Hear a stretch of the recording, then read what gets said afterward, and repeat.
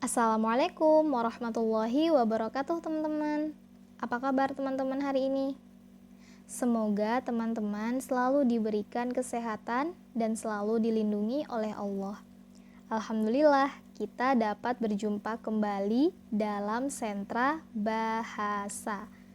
Nah, teman-teman, kali ini tema kita masih sama, yaitu tentang ekosistem dengan subtema kolam ikan, waduk, dan bendungan.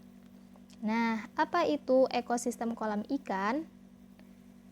Ekosistem kolam ikan adalah ekosistem buatan yang berupa perairan dengan luas terbatas agar mudah dalam mengelola dalam hal pengauran air, jenis hewan yang dibudidayakan, dan target produksinya. Nah, jadi ekosistem kolam ikan merupakan salah satu ekosistem buatan ya, teman-teman. Nah, jadi karena buatan manusia, tempatnya pun luasnya terbatas ya. Nah, seperti itu. Selanjutnya, apa sih ciri-ciri dari ekosistem kolam ikan? Nah, yang pertama, tidak terbentuk alami. Nah, seperti yang kita tahu, ekosistem kolam ikan adalah ekosistem buatan. Lalu yang kedua, didominasi komponen abiotik terutama air.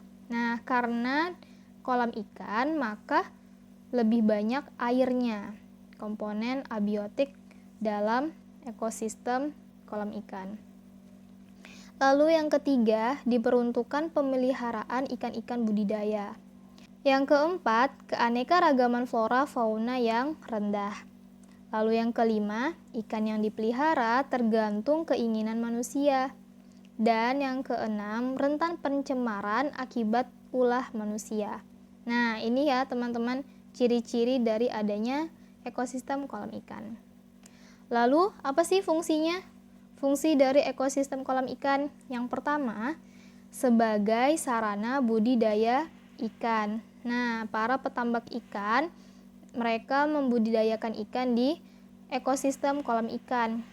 Nah, seperti yang teman-teman lihat pada gambar ya. Lalu yang kedua, fungsinya untuk meningkatkan hasil budidaya. Nah, jadi gunanya ekosistem kolam ikan itu juga bisa untuk meningkatkan hasil budidaya ikan. Nah, seperti itu ya teman-teman fungsi dari ekosistem kolam ikan. Selanjutnya kita ke ekosistem waduk atau bendungan. Nah, ekosistem waduk adalah ekosistem buatan berupa bangunan penahan atau penimbun air yang digunakan untuk berbagai kebutuhan manusia. Nah, teman-teman lihat pada gambar ya. Di sini ada tulisan waduk, lalu ada tulisan bendungan. Nah, waduk itu merupakan tempatnya ya, wadah untuk menampung air. Nah, sedangkan bendungan itu sebagai penahannya. Jadi supaya airnya tidak mengalir kemana-mana. Jadi ada penahannya. Jadi itu ya teman-teman, bedanya waduk dan bendungan.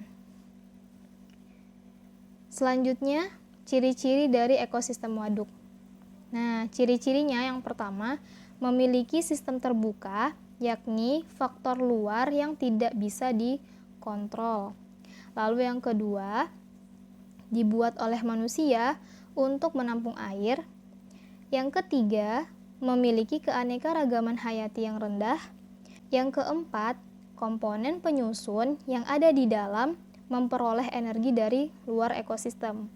Dan yang kelima, memiliki daerah litoral, limnetik, dan profundal. Nah, ini ya teman-teman ciri-ciri dari adanya ekosistem waduk. Dan yang selanjutnya, fungsi dari ekosistem waduk itu apa sih? Yang pertama, sebagai pembangkit listrik.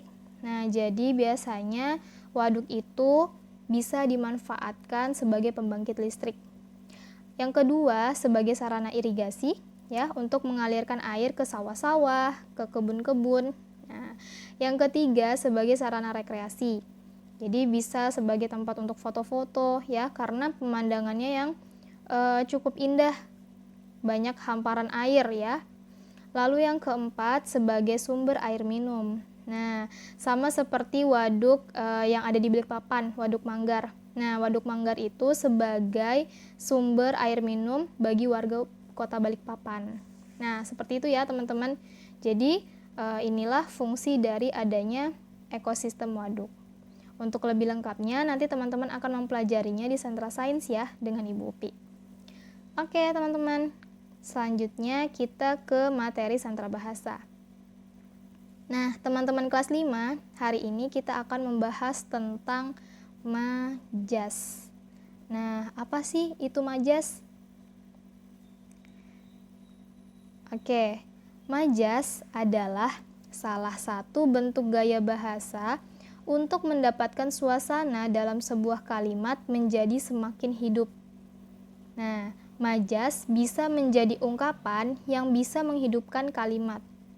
Majas melakukan penyimpangan dari makna suatu kata yang biasa digunakan.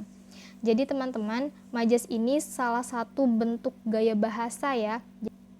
Gaya bahasa yang digunakan itu untuk mendapatkan sebuah kalimat yang hidup. Nah, coba deh kita lihat contohnya.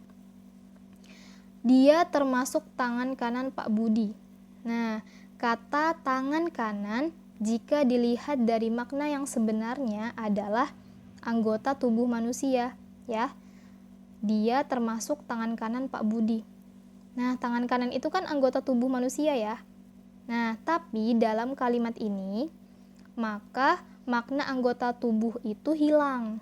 Nah, jadinya berubah menjadi orang kepercayaan.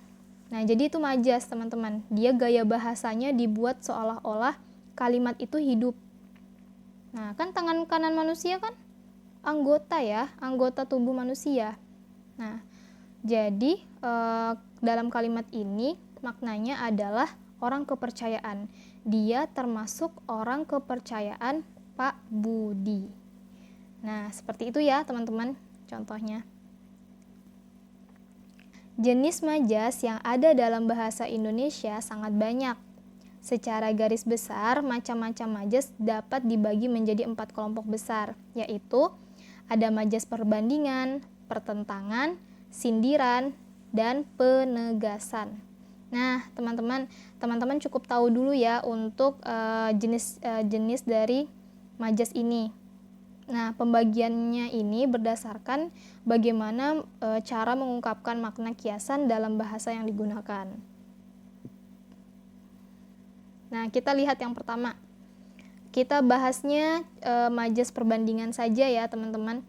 Jadi, majas perbandingan adalah majas yang menggunakan gaya bahasa, ungkapan dengan cara menyandingkan atau membandingkan suatu objek dengan objek yang lainnya, yakni melalui proses penyamaan, pelebihan, atau penggantian. Lalu contohnya ada majas personifikasi, majas metafora, dan majas hiperbola. Kali ini kita bahas 3 ini ya teman-teman. Majas personifikasi, majas metafora, dan majas hiperbola. Majas personifikasi menggunakan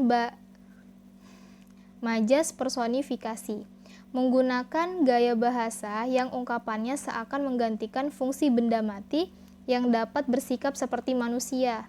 Nah, jadi majas personifikasi ini membandingkan benda mati dan manusia. Nah, kita lihat contohnya.